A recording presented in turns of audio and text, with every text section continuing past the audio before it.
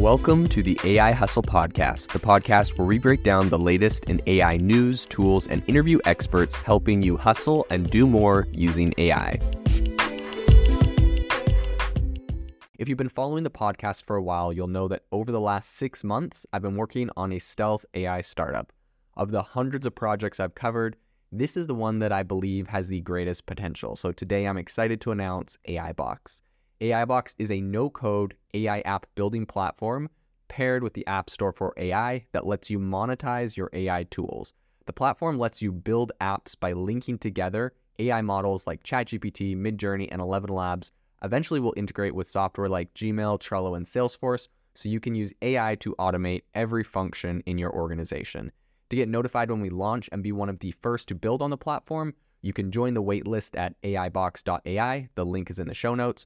We are currently raising a seed round of funding. If you're an investor that is focused on disruptive tech, I'd love to tell you more about the platform.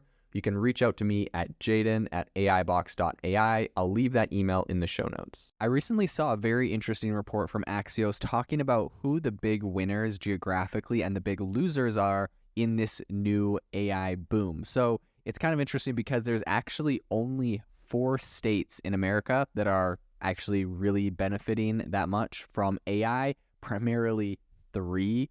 And the rest are virtually non-existent in this space. So today on the podcast, we're going to be talking about who the big winners and losers are, how we see this transforming and what people need to do and states in order to make the difference. So I think the latest tech boom is super concentrated. This whole AI boom that we're seeing, around 60% of the generative AI job postings are actually located in just 15 different metro areas, you could call them. San Francisco obviously was the top one, but if you break that down even further, it's specifically a handful of states. So I'm sure, as you can imagine, you can make some guesses on which states those are, but all of this comes from the Brookings Institute report that they recently did. So generative AI, of course, may produce winner takes most kind of economic outcomes, per the authors of the Brookings report that they've recently released. And I think what's interesting here is unless, the government makes some sort of big move, I don't really see this changing very much. So as you may have guessed, the top states or the top state was California with 35 different AI startups there. New York had 4, Texas had 2, Massachusetts had 1. There was 1 company operating fully remotely. And when we're looking at these companies specifically, these are the 41 U.S. members of the Forbes AI 50 list, which is kind of a showcase of some of the promising AI companies. But these are only coming from 4 states. Now, of course, these numbers might be slightly skewed as this is exclusively, kind of like a list that Forbes has put together. So perhaps Forbes looked more at California. But to be honest, this really is where we're seeing a lot of this technology and a lot of these companies come out of. Now, I think another thing that's really interesting is almost 50% of the generative AI job postings that we've seen in the last year, and job postings are a great way to kind of, understand who's hiring and what's going on.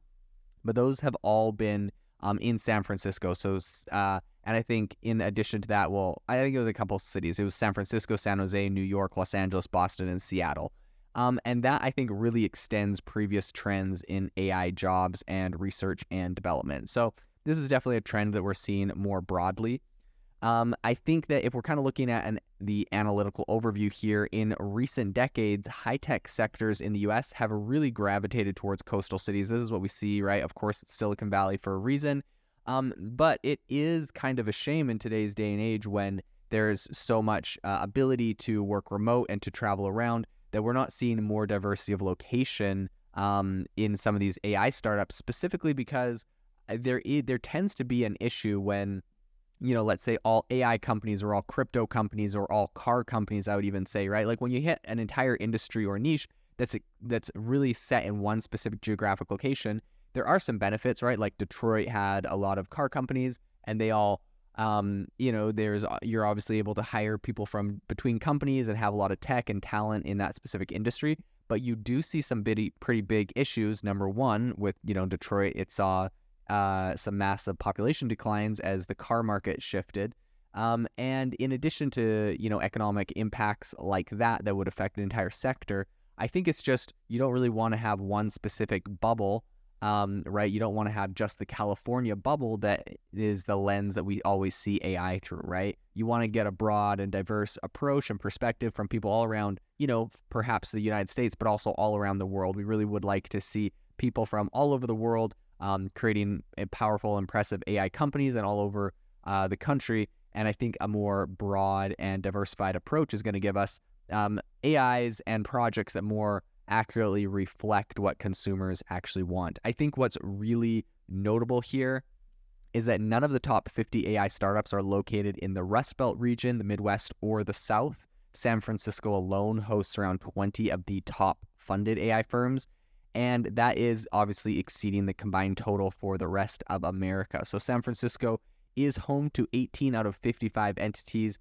on an alternative list that was put together, which is the IBP Enterprise 55. So this doesn't seem to necessarily just be a Forbes problem. This really is, it looks like it's more indicative of what's actually happening in the overall market. So I think what's really interesting is that while over 100 different cities or metro areas could potentially become AI hubs, only 14 account for more than half of the AI research and development investments. So I think the geographic dispersion of AI proficient workers is also critical for the implementation of the CHIPS and Science Act, which according to Zoe Bard, who's a senior counselor for the U.S. Department of Commerce, she actually just recently emphasized in the Aspen Security Forum that, quote, innovation occurs where manufacturing takes place. So shortly after her remarks, TSMC, Taiwan Semiconductor Company, which is the leading semiconductor manufacturer globally, announced a delay in the launch of their Arizona facility due to skilled labor shortages.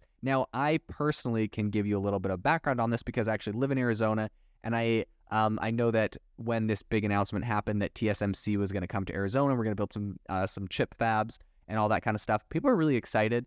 I think Arizona and Phoenix in particular are an area that are really ripe. There's a lot of accelerators and startup kind of ecosystems that are getting kicked off the ground.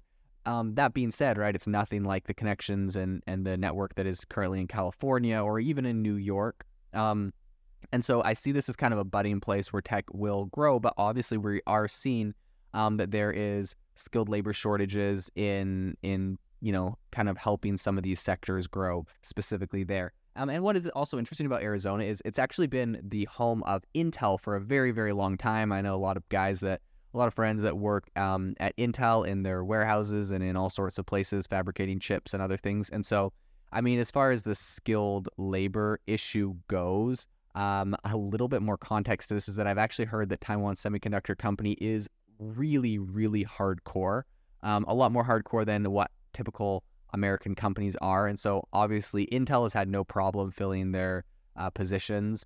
But I think, for example, Taiwan Semiconductor, one of their requirements is that you have to go to Taiwan and work in one of their factories there for, I'm not sure how long, but it's perhaps a month or 2 months or something like that. And so I think for a lot of people leaving their family for a month or 2 months to go to Taiwan, which is kind of a more, geopolitically sketchy place at the moment with China making threats to, take them out. I just don't, I see that as maybe being a broader reason more than just, skill labor shortages. There's labor shortages everywhere, but that Taiwan Semiconductor Company has some pretty steep asks when it comes to what they're actually asking people to do. So I do think that there is the ability for them to scale up in Arizona if they just acted more like Intel or another American company, perhaps. And I think that there is the ability for, this isn't just an Arizona issue. I think around the nation, around America or any other country, there is always the ability to train people. And I think that we need to focus a little bit more on that because AI really should be something that is spread out more globally and would have a bigger and more powerful impact if that was the case. So I think the report that we were referencing earlier, and their authors are Mark Muro, Julian Jacobs, Sifan Lui, and they essentially proposed a more widely distributed increase in public sector AI research and computing access to diversify AI benefits beyond just, some of these coastal cities. This is something I actually personally totally agree with. The federal non-defense AI research expenditure stagnated at around $1.7 billion back in 2022. So that is something that also could be looked at.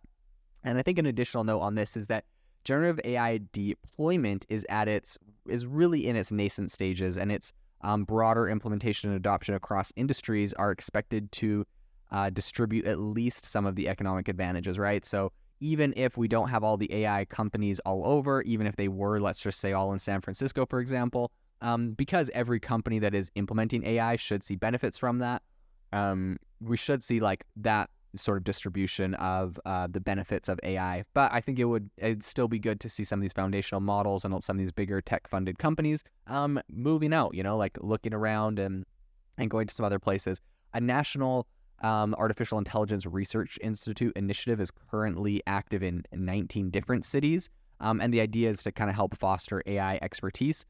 Beyond AI is a broader kind of manufacturing boom that is occurring in the southwestern and southern and western regions in the U.S. So, AI obviously isn't the only factor that is interesting here, but if we're looking at kind of historical parallels to all of this, I believe in the 1960s, the whole space race kind of served as an iconic instance of place-based industry policy where essentially federal investments transformed cities like Huntsville, Alabama, and really that became like the place for space exploration and technology to be developed. And I also mentioned Detroit and kind of where we saw cars there. We do see this with a lot of different industries, but with something like tech that I feel like really doesn't need to be in a specific location, and especially when people can work remote, I do think that it is going to be very beneficial if we can learn how to kind of spread out the love when it comes to AI innovation to a more broader and diverse range of places. And I think it'll be really interesting to see if we end up actually seeing that in the future. If you are looking for an innovative and creative community of people using ChatGPT, you need to join our ChatGPT creators community. I'll drop a link in the description to this podcast.